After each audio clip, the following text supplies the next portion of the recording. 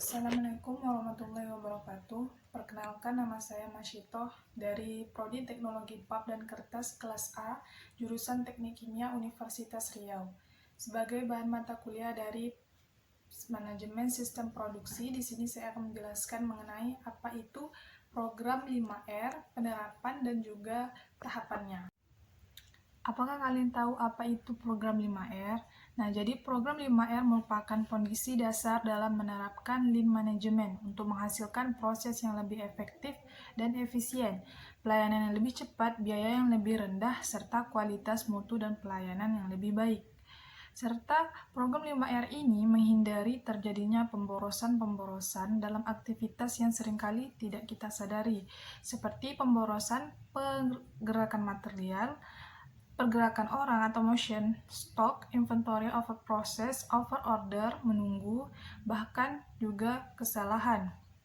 Nah, bila tempat kerja kita tertata rapi, bersih, tertib, maka kemudahan bekerja bagi karyawan atau pekerja dapat diciptakan, dan dengan demikian 4 bidang sasaran pokok industri ini perlu diterapkan, yaitu efisiensi, produktivitas, kualitas, dan juga keselamatan kerja.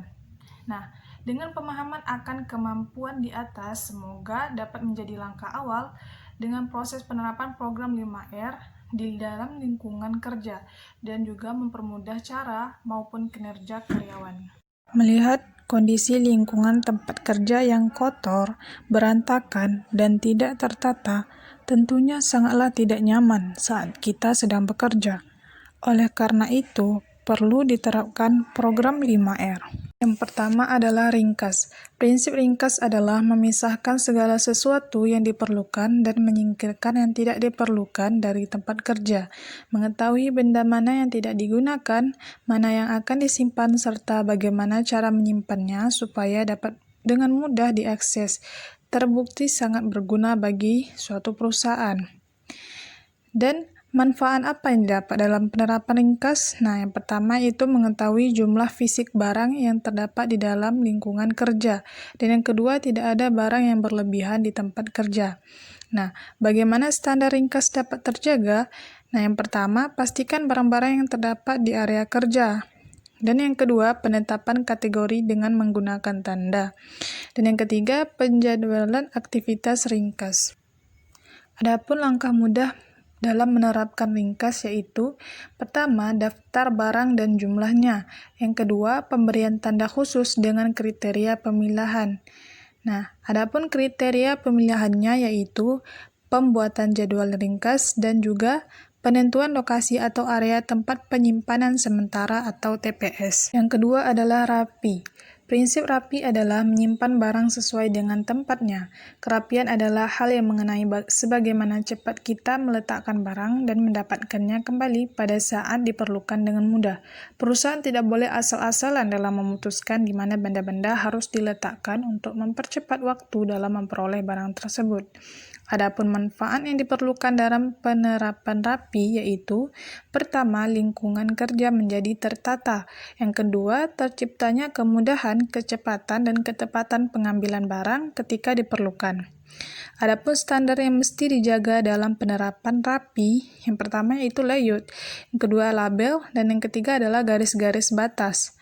Langkah-langkah yang dapat dilakukan dalam menerapkan rapi, yang pertama yaitu melakukan pembuatan desain layout ruangan atau tempat kerja, dan yang kedua yaitu pemberian label terhadap semua barang yang ada di tempat kerja, dan yang ketiga membuat garis batas di tempat kerja. Yang ketiga adalah resik.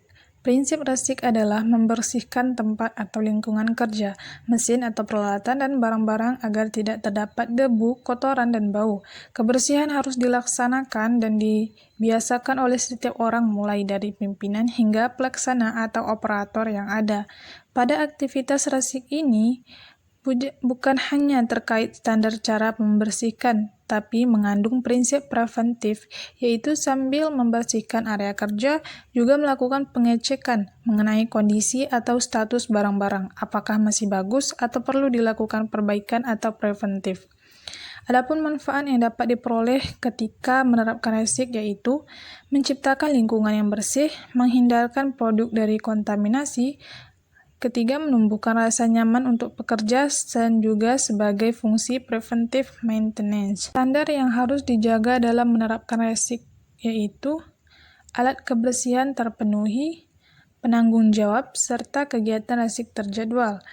Langkah-langkah mudah dalam menerapkan resik di lingkungan kerja yaitu yang pertama, membuat list daftar alat kebersihan, kedua, adanya penanggung jawab kebersihan, dan ketiga adalah jadwal kebersihan. Yang keempat adalah rawat.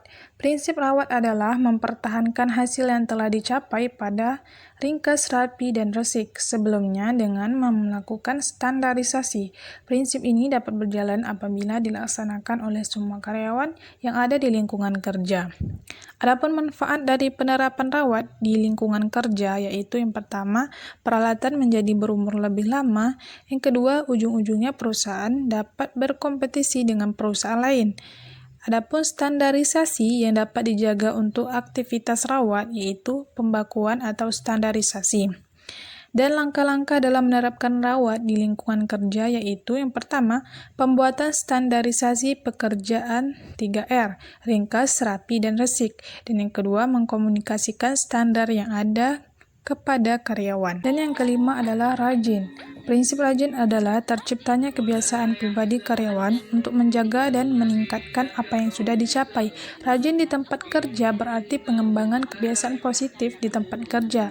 Apa yang sudah baik harus selalu dalam keadaan prima setiap saat. Prinsip rajin di tempat kerja adalah lakukan apa yang harus dilakukan dan jangan melakukan apa yang tidak boleh dilakukan. Nah, adapun manfaat penerapan rajin yaitu pribadi-pribadi yang berdisiplin. Kedua, menjadikan 5R ringkas, rapi, resik, rawat, dan rajin sebagai budaya. Yang dapat menjadi standar dalam rajin yaitu komitmen.